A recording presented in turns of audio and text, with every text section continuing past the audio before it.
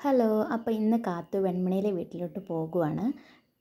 അതിനുവേണ്ടി നമ്മൾ ബസ് കയറാൻ വേണ്ടി വന്ന് നിൽക്കുകയാണ്. നമ്മളെല്ലാവരും കൂടെയാണ് പോകുന്നത്.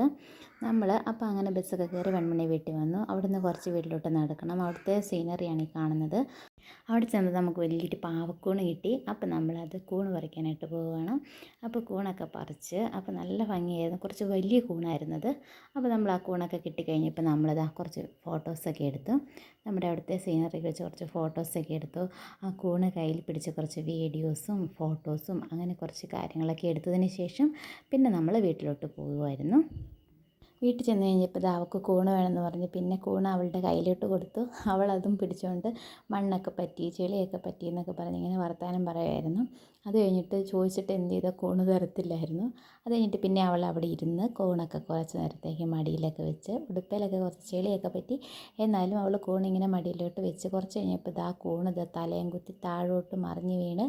അങ്ങനെ വീണപ്പോൾ ആ ഗ്യാപ്പിൽ ഞങ്ങൾ കൂണെടുത്തു.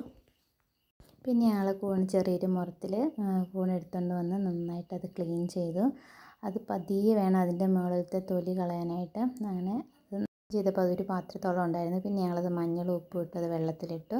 പിന്നെ തേങ്ങയൊക്കെ വറുത്തരച്ച് പിന്നെ പൊടികളൊക്കെ ചേർത്ത് നമ്മളത് വറുത്ത് പിന്നെ കൂണും കൂടെ നന്നായിട്ടൊന്ന് വഴറ്റിയിട്ട് അങ്ങനെ കൂണ് കറി വെച്ച് കൂട്ടി. നല്ല ടേസ്റ്റായിരുന്നു.